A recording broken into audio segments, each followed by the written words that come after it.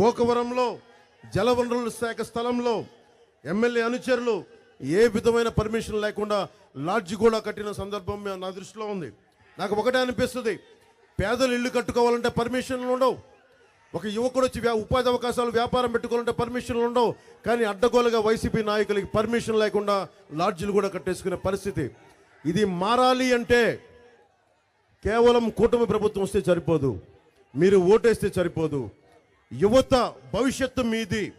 మీరు ఎగురుతూ ఉన్నారు, దండాలు పెడతా ఉన్నారు, చొక్కాలు తీస్తారు, ఎర్ర ఎర్ర ఎర్ర జెండాలు మనకి ఎర్ర తువ్వాలు ఎగరేస్తారు. ఈ రోజున కూటమి ప్రభుత్వం ఉంది, కూటమి ప్రభుత్వం రాబోతుంది. కానీ మీరు మీ భవిష్యత్తును కనుక మీ చేతుల్లో తీసుకోకపోతే, మీ భవిష్యత్తుని మీ చేతుల్లో తీసుకోకపోతే, మీరు ఎమ్మెల్యేలని మీ హక్కుని మీరు తీసుకోకపోతే ఎవ్వరు కూడా మీకు వదిలేసి వెళ్ళిపోతారు. నేను మీకు మాటిస్తున్నాను, నేను ఒక కూలీలాగా పనిచేస్తాను మీకోసం. ఇప్పుడు దాకా చాలామంది నాయకులను చూస్తుంటారు, చాలామంది నాయకుల్ని. నేను ఈ రోజున మీకు మాటిస్తున్నాను, భవిష్యత్తులో కూడా నా అంత కష్టపడే నాయకుడు లేకుండా అహిర్నిశలు మీకోసం కష్టపడతాను. నాకేముంది, ఇందాక జ్యోతుల్ నెహ్రూ గారు చెప్తున్నారు, 2019 నుంచి మొన్న భీమలా నాయక్ రిలీజ్ దాకా మీకు తెలుసు, నేను నిజంగా సినిమాల్లో ఉండాలంటే బోళ్ళంత డబ్బు, దాదాపు 70 కోట్ల పైన ట్యాక్స్ కట్టాను ఈ 5 సంవత్సరాల్లో. అంత డబ్బు సంపాదించగలను. కానీ నాకు కష్టం ఏమనిపిస్తుందంటే, సినిమాల్లో ఒక మార్పుని తీసుకురావడం ఈజీ, 3 గంటల సినిమాల్లో అన్ని మార్పులు తీసుకురావడం ఈజీ. కానీ నిజ జీవితంలో నిజంగా ఒక మార్పు పట్టుకు రావాలి అంటే నాకు దశాబ్దం పట్టింది. ఇంత మాత్రం మీ ప్రేమను నోచుకోవడానికి, మీ నమ్మకాన్ని నోచుకోవడానికి 2 చోట్ల ఓడగొట్టిన తర్వాత కూడా మీరు నన్ను పరీక్షలు పెట్టారు. నేను అర్థం చేసుకుంటా, నేను నిలబడతా. మీరు ఒక చిన్నపాటి స్కిల్ కావాలి అంటే, ఒక డాక్టర్ కావాలంటే 5 సంవత్సరాలు చదువుకోవాలి, ఒక ఇంజనీరింగ్ కావాలంటే 5 సంవత్సరాలు చదువుకోవాలి, ఏదైనా పోస్ట్ గ్రాడ్యుయేషన్ చేయాలంటే ఇంకొక 2 సంవత్సరాలు చదువుకోవాలి. నాకు తెలుసు. అలాంటిది ఇన్ని కోట్ల మందికి సంబంధించిన భవిష్యత్తుని ఒక పార్టీని నడిపే వ్యక్తిని నేను ఎలా నమ్మాలి? గతం 2008లో పార్టీ ప్రారంభించి మీరు ఆప్ చేసేశారు అన్న భావన నాకు తెలుసు. నేను ఒకటి పని ప్రారంభిస్తే నా కంఠంలో ప్రాణం పోవాలి, కానీ నేను పని అయితే ఆపను. నేను ముఖ్యంగా మనకి జగ్గంపేటలో రవాణా, చిరు వ్యాపారులు, ఫుట్పాత్ వ్యాపారులకి కూటమి ప్రభుత్వం అండగా ఉంటుంది.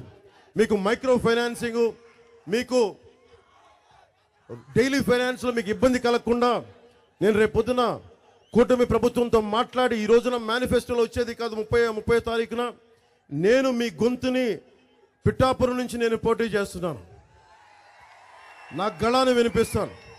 మీ కష్టాలకి, మీ నష్టాలకి, రైతు పెట్టే కన్నీరికి, సాగునీరికి, ఉపాధి అవకాశాలకి, యువతకి ఉపాధి అవకాశాలకి, మహిళలకి సంరక్షణకి, మహిళలకి ఉపాధి అవకాశాలకి ఏదైనా సరే నేను మీకు జనసేన పార్టీ అండగా ఉంటుంది. మన తెలుగుదేశం, భారతీయ జనతా పార్టీతో కలిసి ఉన్న కూటమి ప్రభుత్వానికి నేను సగటు మనిషి గొంతు జనసేన అసెంబ్లీలో వినిపిస్తాను.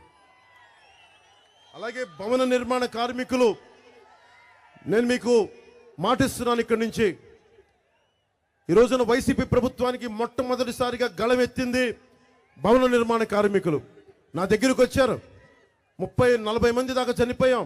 ఇసుక దోపిడీ జరుగుతూ ఉంది, ఇసుక దొరకట్లేదు, మాకు పనులు లేవు, మా ఆకలితో మటమటమట్లాడిపోతున్నాం, అలమటించిపోతున్నాం అంటే నాకు తెలియదు. 2 చోట్ల ఓడిపోయి నేను అసలు జనం వస్తారో లేదో నాకు తెలియదు, నన్ను నమ్మారో లేదో నాకు తెలియదు.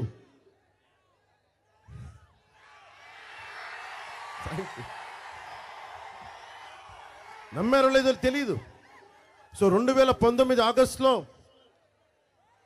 నా భవన నిర్మాణ కార్మికుల కోసం నేను బయటకు వచ్చాను. బయటకు వస్తే వైజాగ్ ఎయిర్పోర్ట్లో ఒకటి చెప్పారు, సార్ ఇంకా దిగద్దు, అప్పుడే మీరు బయటికి రావద్దు, జనం లేరన్నారు. నేను ఒకటే చెప్పాను, 50 మంది ఉన్నారని అడిగారు. 50 మంది మన వాళ్ళు ఉన్నారా అని అడిగారు. 50 మంది ఉంటే చాలన్నారు. నాకు సంఖ్యతో బలం సంబంధం లేదు, నాకు గుండె బలంతో ఉన్న పట్టుమని 10 మంది ఉంటే చాలు, నేను నడిపేస్తాను. రోడ్డు మీదకి వెళ్ళి వైజాగ్ సెంటర్లో దిగ్గానే ముందు 1000 మంది ఉన్నారని చెప్పారు. అది 10,000 మంది అయ్యారు. చూస్తుండగా 25,000 మంది అయ్యారు. కొద్దిసేపట్లో 50 లక్షన్నరకి వెళ్ళిపోయింది. ఒక మానవ సునామీ వచ్చింది. అంటే జనసేన నిలబడితే ఎంత నమ్మకం ఉందో ఓడిపోయిన 6 నెలలకే నాకు అర్థం చేశారు. ఆ రోజు అందరూ చెప్పారు, అన్నా మేము తప్పు చేశాం, నీ వెంట నిలబడలేకపోయాం, ఈసారి నిలబడతామంటే నేను ఒకటే చెప్పా, మీరు నిలబడకపోయినా నాకు తెలుసు మీ కష్టాలు. వకీల్ సాబ్లో చెప్పాను, వారు నిలబడకపోయినా నేనైతే నిలబడతాను.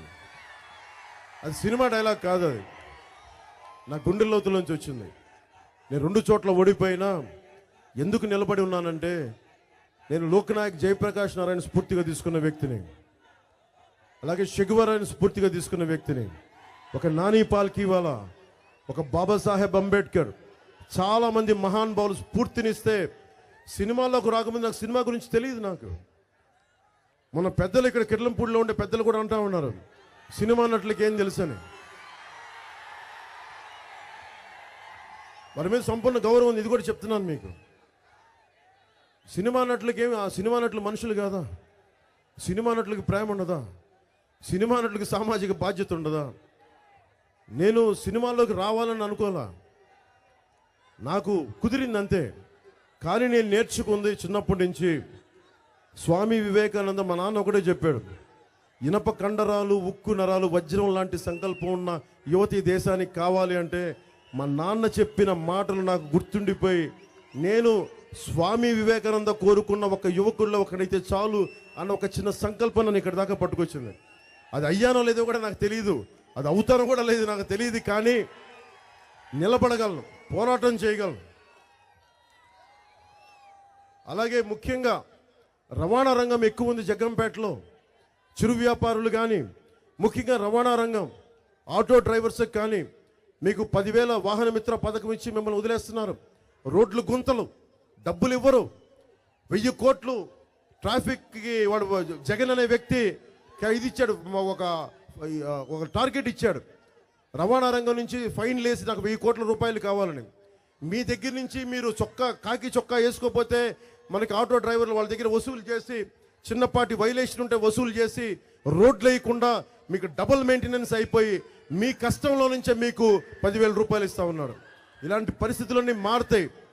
చక్కటి రోడ్లు వేయిస్తాం, అన్ని రహదారులని బాగా చేస్తాం, ఒడిదుడుకులు లేని రవాణా వ్యవస్థ, రోడ్లు, అలాగే సాగునీటి సమస్యలు, తాగునీటి సమస్యలు, ఉపాధి అవకాశాలన్నీ కూటమి ప్రభుత్వం తీర్చేలా బాధ్యత తీసుకుంటాం. ముఖ్యంగా మనకి 20 బెడెడ్ హాస్పిటల్ ఉంది. మనకు కావాల్సింది 50 to 100 బెడెడ్ హాస్పిటల్ కావాలి. దానికి primary health care, secondary health care, tertiary health care, ఇవన్నీ బాధ్యత కూటమి ప్రభుత్వం తీసుకుంటుంది.